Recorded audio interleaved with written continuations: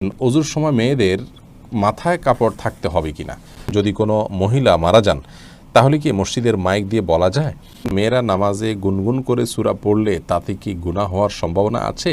4 রাকাত সুন্নাত নামাজের তৃতীয় রাকাত ও চতুর্থ রাকাতে সূরা ফাতিহার পর অন্য সূরা বা আয়াত পড়তে হবে। মাথা মাসে করা এবং পুনরায় পেছন থেকে হাত দিয়ে নিয়ে আসা সুন্নাহ, আর ইচ্ছা করে সুন্নাহ ত্যাগ করা মাকরুহ। এখন মেয়েদেরও কি সম্পূর্ণ মাথা মাসা করতে হবে? মাথায় খোপা থাকলে তো সমস্যা হয়। আউয়াল ওয়াক্তে নামাজ পড়া উত্তম নাকি একটু দেরি হলেও জামাতের সাথে নামাজ পড়া উত্তম? সালাতে প্রতিবার সূরা ফাতিহা পড়ার সময় কি আউযু বিল্লাহি মিনাশ শাইতানির রাজিম পড়তে হবে? মনের মধ্যে অহংকার ও হিংসা চলে এলে কোন দোয়া পড়তে পারি?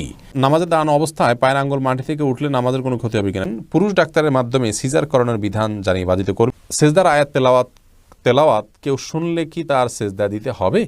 আমার কাছে একজন মানুষ টাকা পায়, কিন্তু কত টাকা পায় জানি না, যে টাকা পায় সেও যায় না, কি করব? সিমে ইমার্জেন্সি টাকা আনার পর সিম নষ্ট হয়ে গেলে তার হুকুম কি?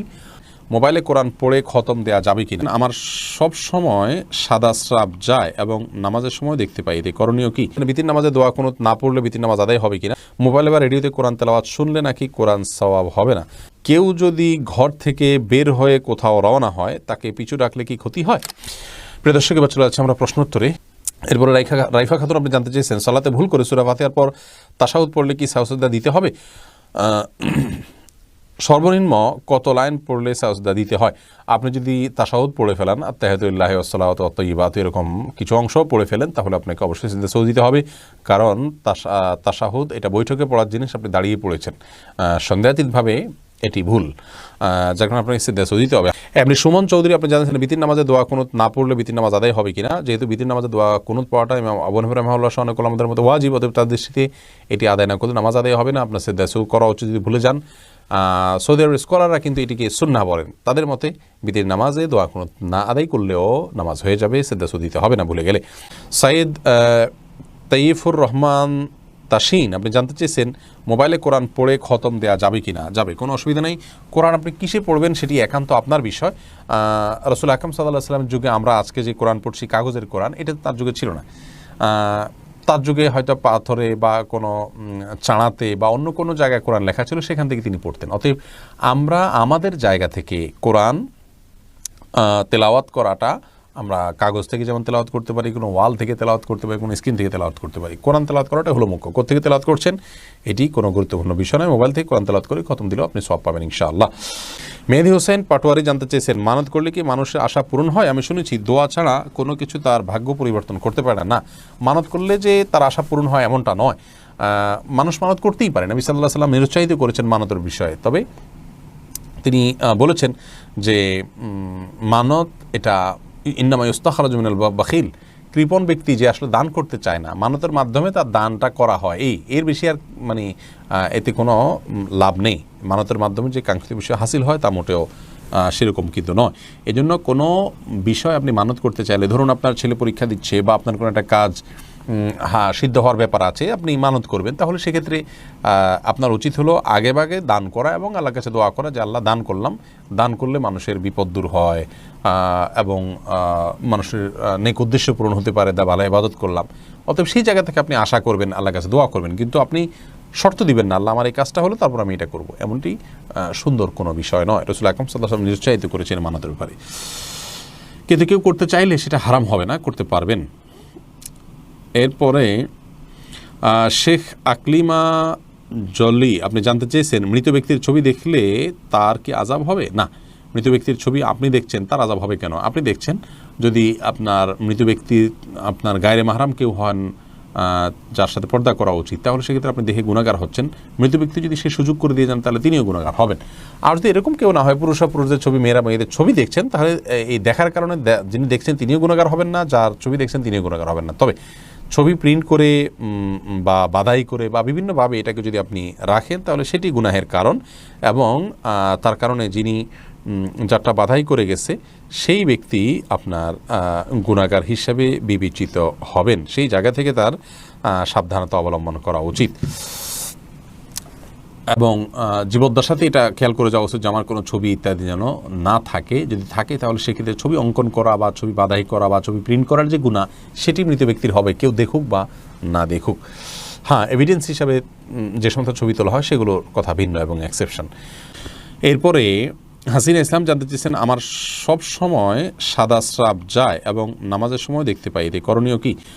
বোন, যদি নিয়মিত সাদা স্রাব যায় এবং আপনি নামাজের সময় দেখেন তাহলে তো আপনি মাজুর। নিয়মিত যেতে থাকলে এটাকে বলা হয় মাজুর। মাজুর ব্যক্তির বিধান হলো তিনি প্রত্যেক ওয়াক্ত নামাজের জন্য আলাদা উজু করে নেবেন এবং এরপরে তিনি নামাজ পড়বেন। এরপর যদি বেরো হয় তাতে কোনো অসুবিধা নেই, এক ওয়াক্ত পর্যন্ত তার উজু ভ্যালিড থাকবে, যদি তিনি সব কিছু করতে পারবেন। আবার নতুন ওয়াক্ত শুরু হবে, তাকে নতুন করে উজু করতে হবে। এ হলো আপনার জন্য মাসআলা, এবং প্রতিবার আপনাকে বারবার করে উজু করার জন্য কসরত করার বা কষ্ট করার কোনো প্রয়োজন নেই। এরপরে সাজ্জাদ হোসেন জানতে চেয়েছেন, দোয়া চেয়ে মসজিদে টাকা দান করা জায়েজ কি না? এই প্রথাটা ভালো না যে মসজিদে আমি এটা চিরকুট লিখে দিলাম যে আমার মায়ের জন্য, বাবার জন্য বা আমার জন্য দোয়া করবেন আপনারা, আমি মসজিদে এত টাকা দান করলাম। এটি করা উচিত নয়। আপনি দান করেছেন কী জন্য? আল্লাহ তাআলার সন্তুষ্টি অর্জনের জন্য। অতএব দানের সওয়াব বা বিনিময়টা আল্লাহর কাছে আশা করবেন। মসজিদের ইমাম সাহেব বা খতিব সাহেব বা মুয়াজ্জিন সাহেবকে বলেন আপনার একটা দোয়া করেন, আমি টাকা দিলাম, তাহলে কেমন যেন টাকা দিয়ে আপনি দোয়াটা বিনিময় হিসেবে নিলেন, এটা করা উচিত নয়। আপনি টাকা দান করবেন সওয়াবের উদ্দেশ্যে, তাতে আল্লাহ তাআলা আপনার নেক উদ্দেশ্য পূরণ করবেন ইনশাআল্লাহ। আর দোয়া আপনি আলাদাভাবে ভিন্নভাবে অন্য কোনো সময় দোয়া চাইবেন বা দোয়া করবেন, সেটা ভিন্ন বিষয়, কিন্তু দোয়ার সাথে দানটাকে আপনার শর্তযুক্ত করা বা এটাকে একটার সাথে একটাকে সম্পৃক্ত করা, যেটা আমাদের ট্র্যাডিশন হয়ে গেছে, এটি করা উচিত নয়, এটি ভুল প্রথা। এরপরে জান্নাতুল ফিরদাউস আপনি জানতে চেয়েছেন, কেউ যদি ঘর থেকে বের হয়ে কোথাও রওনা হয় তাকে পিছু ডাকলে কি ক্ষতি হয়? না, এটি সম্পূর্ণ ভুল ধারণা। আমাদের সমাজে অনেকেই মনে করেন এটি যে কোথাও বের হলে পেছন থেকে কেউ ডাক দিলে তাহলে পিছুটান হয়ে গেল, আর বোধহয় সামনে কল্যাণ নাই। এটি সম্পূর্ণ আমাদের মন গড়া কথা। এরকম বিশ্বাস করলে সেটা ছোট শিরকের অন্তর্ভুক্ত হবে। এটি আমাদের পরিহার করা উচিত, এই বিশ্বাসটা। রাজীব রাজ আপনি জানতে চেয়েছেন, জীবিত মানুষের জন্য মসজিদে টাকা দান করা হলে সেই সওয়াব কি তার আমল নামায় যায়? অবশ্যই একজন ব্যক্তির তরফ থেকে আরেকজন ব্যক্তি দান করতে পারেন, জীবিত ব্যক্তির তরফ থেকেও দেওয়া যায়, অসুবিধা নেই। আপনি আমার তরফ থেকে দান করলেন, আমি আপনার তরফ থেকে দান করলাম, আমার নিয়ত আপনি দান করলেন, তাহলে আমার আমল নামায় সেটি সওয়াব যুক্ত হবে ইনশাআল্লাহ বিইذনিল্লাহ। এরপরে আব্দুল্লাহ আল রাহি জানতে চেয়েছেন, বিদেশ থেকে টাকা পাঠালে ব্যাংক যে 2% প্রণোদনা দেয়, এটা খাওয়া কি সুদ হবে? না ভাই, এটা খাওয়া সুদ হবে না, কারণ এটা আপনি কোনো টাকা দিচ্ছেন তার এগেইনস্টে আপনাকে দিচ্ছি এমন নয়। আপনি যেন এই পদ্ধতিতে টাকা পাঠান, সেজন্য আপনার সরকার আপনাকে অতিরিক্ত একটা গিফট দিচ্ছে। অর্থাৎ আপনি কারো দোকান থেকে কোনো মাল কিনলে, এই দোকান থেকে কিনলে এই গিফটটা পাচ্ছেন, বিষয়টা এরকম হয়ে গেল আর কি। কোনো অসুবিধা নেই ইনশাআল্লাহ বিইذনিল্লাহ, এটা করা যেতে পারে এবং এটা গ্রহণ করা যেতে পারে। এই বিষয়ে আমাদের একটা ভিডিও আছে বিস্তারিত, সেখানে আমরা কিন্তু বলেছি, আপনি সেখান থেকে শুনে নিতে পারেন। এরপর সাদিকুর রহমান রেজা আপনি জানতে চেয়েছেন, সেজদার আয়াত তেলাওয়াত কেউ শুনলে কি তার সেজদা দিতে হবে? ভাই সাদিকুর রহমান, সেজদার আয়াত যদি কেউ তেলাওয়াত শুনতে পান তাকেও সেজদা দিতে হবে, তেলাওয়াতকারীকে যেমন সেজদা দিতে হবে, তেলাওয়াত যিনি শুনলেন তাকেও সেজদা দিতে হবে। দেওয়ান মাসুম মুশফিক জানতে চেয়েছেন, মোবাইলে বা রেডিওতে কোরআন তেলাওয়াত শুনলে নাকি কোরআন সওয়াব হবে না? কে বলেছে আপনাকে তেলাওয়াত শুনলে সওয়াব হবে না? তেলাওয়াত আপনি যেখান থেকে শুনবেন সেখান থেকে সওয়াব হবে, তবে লাইভ তেলাওয়াত শোনা আর রেকর্ডেড তেলাওয়াত শোনার ভিতরে অবশ্যই পার্থক্য আছে। লাইভ তেলাওয়াত শোনার চেষ্টা করবেন, রেকর্ডেড তেলাওয়াত শুনলেও আপনি সওয়াব পাবেন। কোরআন তেলাওয়াত করলে যেমন সওয়াব হবে, শুনলেও সওয়াব আছে। আপনি কোত্থেকে শুনবেন সেটা শরীয়ত ফিক্স করে দেয়নি, অতএব রেডিও থেকে আপনার শুনলে যে সওয়াব হবে না এমনটি ভুল ধারণা। এরপরে নাহিদ সরকার জানতেছেন, বিদেশ থেকে ফোনে বিয়ে করলে বিয়ে কবুল হবে কি না? বিদেশ থেকে যদি কেউ ফোনে বিয়ে করেন তাহলে সেক্ষেত্রে সেই বিয়ে কবুল না হওয়ার কারণ নেই, তবে শর্ত আছে। সে বিয়ের পদ্ধতি হইতে হবে এরকম যে আজকাল ভিডিও কলের মাধ্যমে আমরা নিশ্চিত হতে পারি যে কে পাত্র কে পাত্রী, আপনার দেশে কারোর মাধ্যমে নিশ্চিত হতে হবে। আবার আপনার ব্যাপারেও আপনার বিপক্ষ যারা আছেন তারা, ভিন্ন পক্ষ যারা আছেন তারা নিশ্চিত হবেন বিভিন্ন মাধ্যমে। এরপরে ভিডিও কলের মাধ্যমে ইজাব কবুল হতে পারে। তবে নিরাপদ পদ্ধতি, তার চাইতে বেশি নিরাপদ পদ্ধতি হলো যে আপনি বিদেশ থেকে দেশে আপনার কোনো একজন অভিভাবককে বা বন্ধুবান্ধবকে, পরিচিত কোনো একজনকে আপনি দায়িত্ব দিবেন যে তুমি অমুকের মেয়ে অমুককে এত টাকা মহারণায় আমার পক্ষ থেকে বিয়ের প্রস্তাব দিবা, বা তারা প্রস্তাব দিলে তুমি কবুল করবা। এটা একজনকে প্রতিনিধি হিসাবে নিয়োগ দিবেন। আপনি ভিডিও করে সেটি দেখতে পারেন, তখন তিনি আপনার পক্ষ থেকে প্রস্তাব দিলেন বা প্রস্তাবের পক্ষে আপনার পক্ষ থেকে কবুল করলেন। এটি করলে বিয়ে হয়ে যাবে এবং এটি হলো সবচেয়ে নিরাপদ এবং সলিড পদ্ধতি, এটার ব্যাপারে কোনো সন্দেহ কারণ নেই। এরপরে মোহাম্মদ হাসান জানতে চেয়েছেন, বাড়িতে গিয়ে কোরআন শরীফ খতম করে টাকা নেওয়া যায় কিনা? না, কোরআন এটা বাড়িতে গিয়ে ফেরি করে খতম করে করে টাকা কামাই করার জিনিস না। এই কালচার নাজায়েজ কালচার। কোরআন এরকম জিনিস নয় যে বাড়িতে বাড়িতে গিয়ে খতম করে করে টাকা কামাই করতে হবে। কোরআন তেলাওয়াত করার জন্য এসছে, আমরা তেলাওয়াত করব, শোনার জন্য আসছে আমরা শুনবো, আমল করার জন্য আসছে আমরা আমল করব। আরেকজনকে তেলাওয়াত করে দিয়ে আর তার বিনিময়ে টাকা নেব, এটা জায়েজ নাই। এটা আল্লাহর আয়াতকে বিক্রি করার শামিল। কোরআন দেশে কোথাও এরকম কোনো নির্দেশনা দেওয়া হয় না যে একজনের আরেকজনের বাড়িতে গিয়ে তেলাওয়াত করে দিলে তার কোনো উপকার হবে এবং সেটা বিনিময়ে আবার টাকা কামাই করবেন, এটির কোনো সুযোগ নেই। মিফতাহুল জান্নাত জানতে চেয়েছেন, অনেক হুজুর দোয়া পড়ে সুতায় গিট দেন, সেই সুতা কি গলায় বা কাঁধে বাঁধা যাবে? এটা ভুল পদ্ধতি। দোয়া পড়ে কোনো সুতায় গিট দেওয়া উচিত নয়। আল্লাহ রাব্বুল আলামিন কোরআন কারীমের সূরা ফালাক, যেটি কোরআন কারীমের শেষ সূরার আগের সূরা, সেখানে আল্লাহ তাআলা আমাদেরকে দোয়া শিক্ষা দিয়েছেন, ওয়া মিন শাররি নাফাসাতি ফিল উকাদ।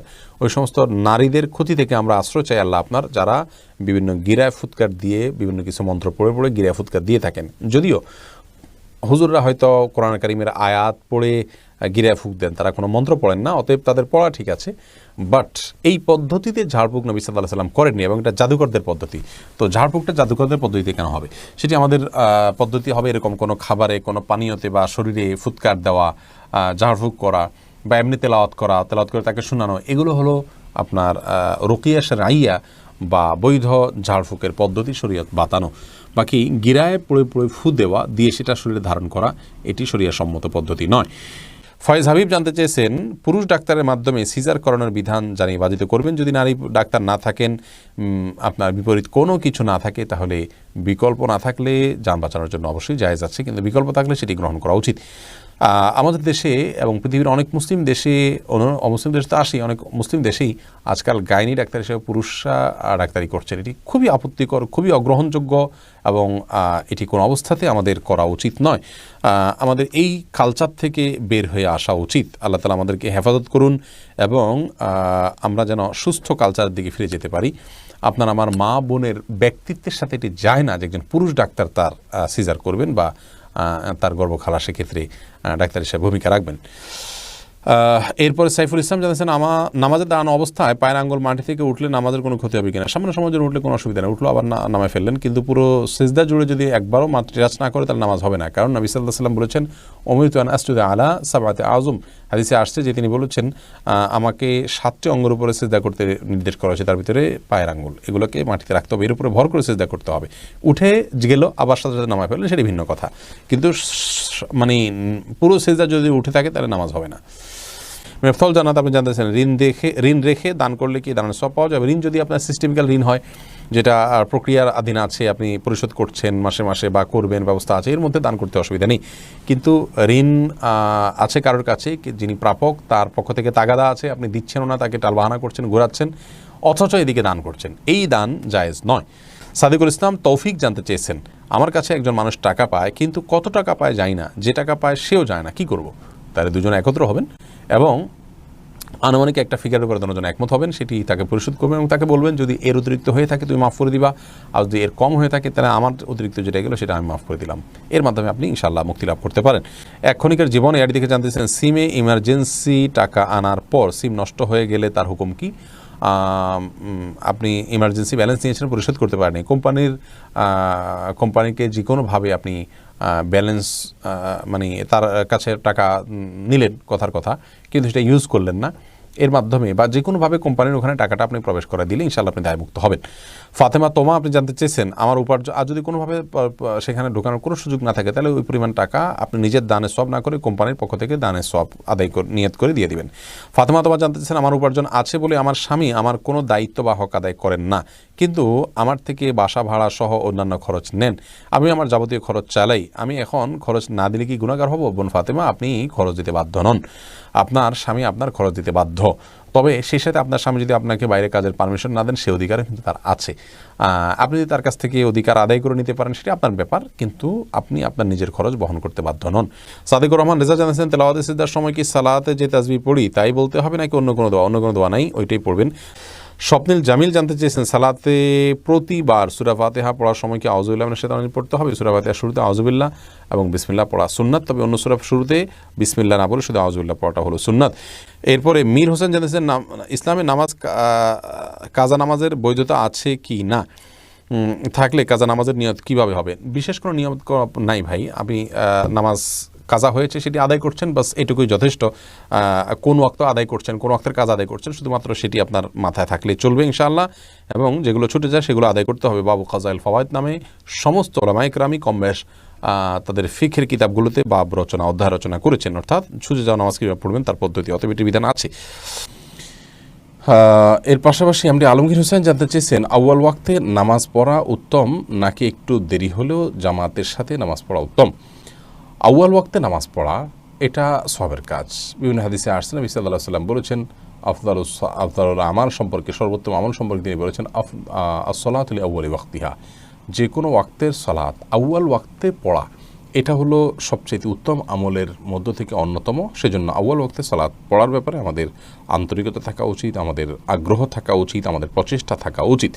কিন্তু মনে রাখা উচিত যে জামাতে সালাত আদায় এটা আউয়াল ওয়াক্তে সালাতের চাইতে অনেক বেশি গুরুত্বপূর্ণ।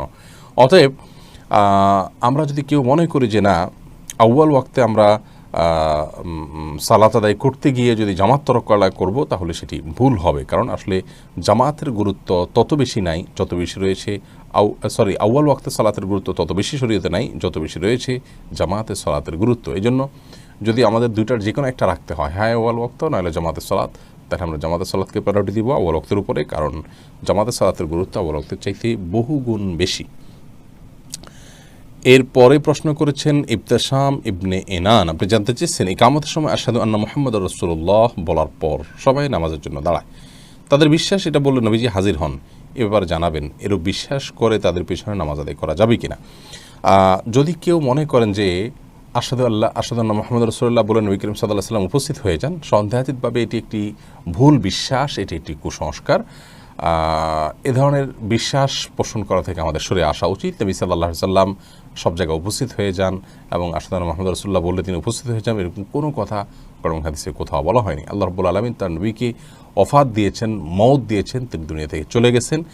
যদিও মৃত্যুর পর আল্লাহ রাব্বুল আলামিন তাকে বিশেষ হায়াত দিয়েছেন, যেটা অন্যান্য নবীদেরকে দিয়েছেন, ব্যাপারে বর্ণনা রয়েছে। কিন্তু এর মানে এই নয় যে আমরা নবী করিম সাল্লাল্লাহু আলাইহি সাল্লামকে প্রত্যেক সালাতেই, আপনার প্রত্যেক ইকামতের সময় আশহাদু আন্না মুহাম্মাদুর রাসূলুল্লাহ বলার সময় হাজির পেয়ে যাই এবং তিনি পৃথিবীর সব জায়গায় প্রদক্ষিণ করেন, এরকম কোনো কথা নেই। এটি সম্পূর্ণ ভ্রান্ত বিশ্বাস। এই বিশ্বাসটা সংশোধন করা উচিত। মোহাম্মদ ওসমান, আপনি জানতে চেয়েছেন, কোনো মানুষ অসুস্থ হলে কিংবা মারা গেলে সেই ব্যক্তির জন্য ফেসবুকে দোয়া চাওয়া হয়, বেশিরভাগ মানুষ পোস্টের কমেন্টে দোয়া করেন, এভাবে কমেন্ট করে দোয়া করা ইসলামী দৃষ্টিকোণ থেকে কতটুকু গ্রহণযোগ্য? কোনো ব্যক্তি অসুস্থ হলে কিংবা মারা গেলে বা বিপদে পড়লে তার জন্য অন্যান্য মুসলিমরা দোয়া করা তাদের উচিত এবং কর্তব্য। কিন্তু দোয়া করতে গিয়ে যদি কেউ মনে করেন যে আপনার শুধুমাত্র হাত তুলে মুখেই দোয়া করতে হবে, তাহলে সেটি কিন্তু ভুল ধারণা। অতএব কেউ যদি লিখে দোয়া করেন সেটিও হতে পারে।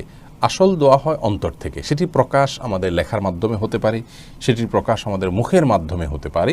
আমি যদি লিখি তাহলে তার মাধ্যমে হতে পারে। আল্লাহ তাআলা একজনকে বাকশক্তি দেননি, তিনি কিন্তু মনে মনেই দোয়া করেন। অতএব আসল দোয়া হলো মনের দোয়া। বিভিন্ন হাদিস থেকে বোঝা যায় যে গাফিল অন্তরের দোয়া আল্লাহ তাআলা কবুল করেন না। তার মানে কেউ লিখছেন বা মুখে বলছেন কিন্তু তার মনে অন্য কিছু। আজকাল দেখা যায় যে আমাদের দোয়াগুলো ট্র্যাডিশনাল দোয়া হয়ে গেছে। ৫ ওয়াক্ত সালাতের পরে যে সম্মিলিত দোয়ার প্রথা আমাদের দেশে প্রচলিত আছে, আপনারা খেয়াল করবেন যে এই দোয়াগুলোতে জাস্ট একটা গতানুগতিক দোয়া হয়ে থাকে। দু হাত তুলে ইমাম সাহেব গদবাদা কিছু বলেন, জাস্ট বলা দরকার বলেন, এরকম একটা অবস্থা কিন্তু বিরাজ করছে। যারা একটু গভীরভাবে বিষয়টিকে পর্যবেক্ষণ করছেন অবশ্যই তারা লক্ষ্য করবেন। তো এটা আসলে দোয়া না, এটা জাস্ট দোয়ার একটা ট্র্যাডিশন বলতে পারেন। ঠিক তেমনিভাবে ফেসবুকে কেউ অসুস্থ হলে, কেউ মারা গেলে আমরা যখন দোয়া চাই, সেই দোয়াতে আপনি লিখলেন, কমেন্টে অনেক কিছু লিখলেন, কিন্তু আসলে আপনার অন্তরে আল্লাহর প্রতি মনোসংযোগ করে আল্লাহর সাথে কানেক্টেড হয়ে ওই ব্যক্তির জন্য কিছু চাওয়া, যেটা দোয়ার মূল বিষয়, সেটি আপনার ভিতরে একেবারেই নেই। তাহলে এটা আসলে দোয়া না, এটা দোয়ার একটা বাহ্যিক রূপ মাত্র। সেজন্য ফেসবুকে লিখে দোয়া করা যেতে পারে, কোনো অসুবিধা নেই, কিন্তু তার অন্তরে আল্লাহর কাছে চাওয়া, আল্লাহর কাছে দোয়া পেশ করার যে বিষয়টি আছে সেটি থাকতে হবে। অর্থাৎ অন্তর থেকে দোয়া করতে হবে, পাশাপাশি তিনি ফেসবুকে লিখবেন। মোহাম্মদ জানুল আবিদিন জানতে চেয়েছেন, মনের মধ্যে অহংকার ও হিংসা চলে এলে কোন দোয়া পড়তে পারি? কারোর প্রতি যদি হিংসা আসে তাহলে তার জন্য আল্লাহর কাছে দোয়া করবেন, তাকে বেশি সালাম দিবেন, তার কল্যাণের জন্য আরও বেশি দোয়া করবেন, এবং হিংসা থেকে বেঁচে থাকার উপায় সম্পর্কে আমাদের একটা ভিডিও ক্লিপ আছে, শুনে নিতে পারেন। অহংকার হলে একটি দোয়া বিভিন্ন হাদিসে বর্ণিত হয়েছে, আল্লাহুম্মা ওয়াজআলনি ফি আইনি সগীরা ওয়া ফি আয়ুনিন নাসি কাবীরা, যার অর্থ হলো আল্লাহ আমাকে নিজের চোখে আপনি ছোট করে দিন, অন্যদের চোখে বড় করে দিন। যদি এই হাদিসটিকে মুহাদ্দিসিন ইকরাম দুর্বল বলেছেন, দায়ীফ বলেছেন, তথাপি এটি একান্ত আমলের বিষয়, করা যেতে পারে আমল। আপনি আল্লাহর কাছে দোয়া করবেন সাধারণভাবে, আল্লাহ যেন আপনাকে বিনয় দান করেন। তাছাড়া বিনয় এবং আপনার তাওয়াদু, এই গুণগুলো আসার জন্য বিনয়ী মানুষদের সাথে উঠা বসা করা, তাদের সংস্রবে যাওয়া, তাদের সোহবতে থাকার কোনো বিকল্প নেই। সে বিষয়টির মাধ্যমে আমাদের মধ্যে এটি সবচেয়ে বেশি আসবে ইনশাআল্লাহ তাআলা। মাহিরা জান্নাত আইরা জানতে চেয়েছেন, ওযুর সময় মেয়েদের মাথায় কাপড় থাকতে হবে কিনা। ওযুর সময় মাথায় কাপড় থাকা কোনো আবশ্যক কোনো কিছু না। এমনি আশিক জানতেছেন, একটি মেয়ের যদি দুটি বিয়ে হয় তাহলে জান্নাতে কোন স্বামীকে পাবে? একমাত্র আল্লাহ তাআলা ভালো জানেন। এটার মূল উত্তর, বাহ্যত মনে হয় যে শেষ স্বামী যিনি থাকবেন তার সাথে তার জান্নাতে থাকা হবে, কিন্তু এ বিষয়ে অদৃশ্য জগতের বিষয় একমাত্র আল্লাহ তাআলা ভালো জানেন। মাথা মাসে করা এবং পুনরায় পেছন থেকে হাত দিয়ে নিয়ে আসা সুন্নাহ, আর ইচ্ছা করে সুন্নাহ ত্যাগ করা মাকরুহ। এখন মেয়েদেরও কি সম্পূর্ণ মাথা মাসা করতে হবে? মাথায় খোপা থাকলে তো সমস্যা হয়। এটা প্রশ্ন করেছেন কাজী মায়া। দেখুন, মাথা মাসের জন্য ভেজা হাতকে এইভাবে দিয়ে পেছনের দিকে টানবেন, এইটুকু ব্যবহার হবে, আর এইটুকু অবহেলিত থাকবে, কারণ এভাবে আপনি টানবেন। আসার সময় আবার এই অংশ দিয়ে আপনি এভাবে টানবেন, তাহলে বাকিটুকু ব্যবহার হয়ে যাবে। এভাবে করাটা সুন্নাহ। অতএব এটি নারী পুরুষ সকলের জন্যই প্রযোজ্য, যে সবাই এভাবে প্রথমে পেছনের দিকে নিয়ে এরপর সামনের দিকে টেনে আপনি মাসাহ করবেন। এরপরে সাজেদুল হক রিয়া জানতে চেয়েছেন, তাকবীরে তাহরিমা বাঁধার পর নামাজে মনের মধ্যে শুধু বাজে চিন্তা আসে, সেক্ষেত্রে করণীয় কী? দেখুন, তাকবীরে তাহরিমা বাঁধার পর শয়তান তার ডিউটি শুরু করে দেয়, এজন্য আপনার মনের ভিতরে বাজে চিন্তা আসে। অন্য সময় তো বাজে চিন্তা এত বেশি আসে না, এই সময় যত বেশি আসে এটি প্রমাণ বহন করে যে আপনি আল্লাহর নৈকট্য অর্জন করতে যাচ্ছেন, এবং আল্লাহর নৈকট্য অর্জন করার কারণে আপনাকে শয়তান দখলে নেওয়ার চেষ্টা করে এবং শয়তান আপনাকে বিভ্রান্ত করার চেষ্টা করে। এই জন্য সেখান থেকে বেঁচে থাকার জন্য আপনার আপ্রাণ চেষ্টা থাকতে হবে। আল্লাহ তাআলা তৌফিক দান করুন। মোবাইলে কোরআনে অ্যাপ থাকলে ওযু ছাড়া মোবাইল ধরলে কি গুনাহ হবে? নূর AR লুবনা এই আইডি থেকে আপনি জানতে চেয়েছেন। জি, আপনার প্রশ্ন উত্তর হলো যে মোবাইল অ্যাপসে কোরআন থাকলে ওযু ছাড়া সেটি স্পর্শ করা যাবে, কারণ এটি সরাসরি কোরআন স্পর্শ করা হয় না এর মাধ্যমে। 4 রাকাত সুন্নাত নামাজের তৃতীয় রাকাত ও চতুর্থ রাকাতে সূরা ফাতিহার পর অন্য সূরা বা আয়াত পড়তে হবে। 4 রাকাত বিশিষ্ট সালাতে যদি ফরজ হয় তাহলে তার শেষের 2 রাকাতে পড়ার কোনো প্রশ্নই নেই, আর যদি নফল হয় তাহলে সেক্ষেত্রে শেষের রাকাতগুলোতে সূরা মিলাবেন। মিরাজ মালিক আপনি জানতে চেয়েছেন, স্ত্রীকে বলা সত্ত্বেও বারবার গীবতে লিপ্ত হয়, করণীয় কি?